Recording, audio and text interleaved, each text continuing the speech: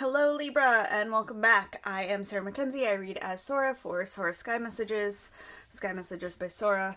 And October is astrologically very interesting. And I love reading about it and I love looking at the energies, but as I am not an astrologer, I am a tarot reader, I always come back to the cards. So I put together a little spread to see kind of what's going on.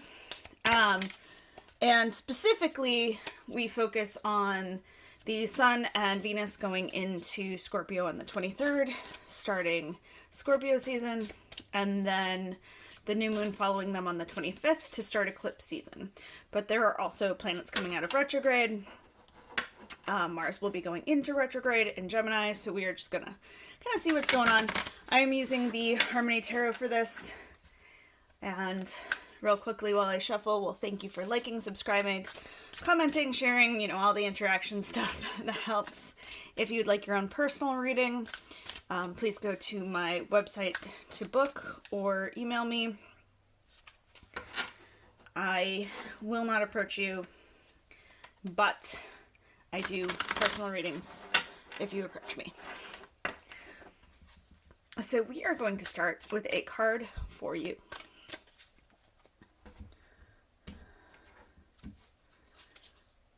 And that is the Five of Summer, or the Five of Cups. This is an interesting one. In this deck, just you see the way it blooms and it goes towards the sun. But the Five of Cups is such an emotional card. The Cups, Summer, they're all emotion, relationships. But this five is generally associated with things like grief and loss. And you can sort of see how the little buds, they're trying to wake up, but there's also one that's fallen. There's this idea of continuing to live and to honor those who we are missing by continuing to live. You see, they continue to grow towards the sun, continue to go after the things in life that really matter as a way of making sure that this flower that's on the ground isn't there in vain. We have that with the general type of energies for you. That is the Ten of Autumn, or the Ten of Swords. This is a card of walking away, of letting go. And together, it's interesting because it would generally be less about losing a person and more about losing something, a situation, a relationship, something that really, really mattered to you. With the Ten of Swords, we walk away or are walked away from. And so those feelings of grief and loss are absolutely going to come in. And they'd be valid either way, but they are going to come in and they are going to color how you continue. The 10, though, tells us that ending was very necessary. So the 5 becomes picking up the pieces and going after what is better for you than what is here. So in terms of what the eclipse uncovers and all of the things that we explore in Scorpio season, this is going to be about change for you. Our next card is what to watch for. There's so much going on, and it's always nice to be prepared.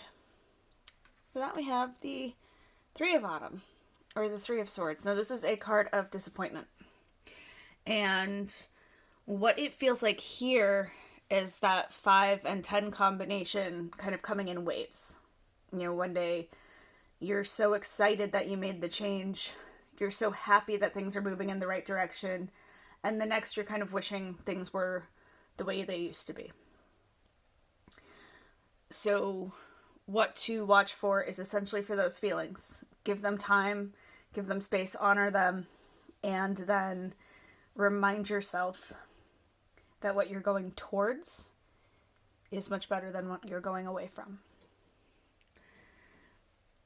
Following that, we have what needs to be healed. This is the Four of Winter, or the Four of Pentacles. This would generally indicate that what needs to be healed is your relationship to your resources. Often with money. The Winter, the Pentacles, will be said that they relate to finances. I will usually go towards energy, time, the things that you need to put things together. And while those may apply, this very much feels like it's more about mending that relationship you have with money. Whether that's not believing that you deserve to make more money, or something like money is evil.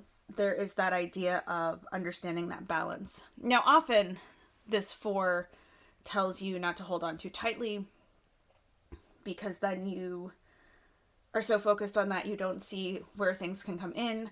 Sometimes it tells you to be careful of how much you spend. Sometimes it speaks to making sure that you are using some of your resources on yourself.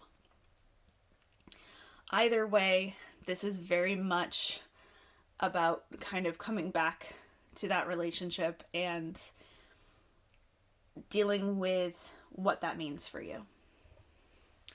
Next, we're looking at where should I pause before jumping in. There's a lot of impulsiveness in the air, and we just need to know where to take a breath. That is the King of Autumn, or the King of Swords. Interesting, this is a card of planning, of having everything in order. Usually this is a card that I will say, if you've got so many backup plans, you can feel free to stop planning and start taking action. So as a pause, it's almost saying not to take too much of one, or asking you to pause in thought and see if what you're doing is actually planning. Do you really have all these backup plans, or are you just editing the document? So it tells you to take a pause from overthinking.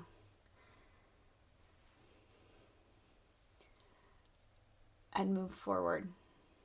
It's a lot of please move forward instead of backward energy in this reading. Finally, I'm going to grab the Shadow, which is just the hidden elements. It's the bottom of the deck. And we have the Crow. So the Crow in this deck is in place of the Devil, which I really like, because people tend to get nervous around the idea of the devil, when really he is about what is going on in your head, essentially. Love him with this King, because there's that idea of back and forth, going back and forth in your mind, and the Crow is just sort of asking you to face things head on. Crows are very cool. They are loyal, they are brilliant, and it's kind of asking you to get your thinking straight.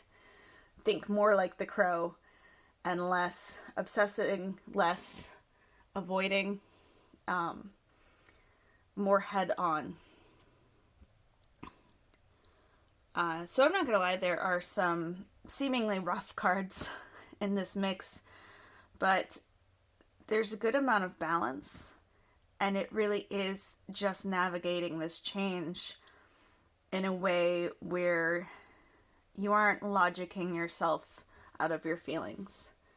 We can very much know that something is better for us without feeling it.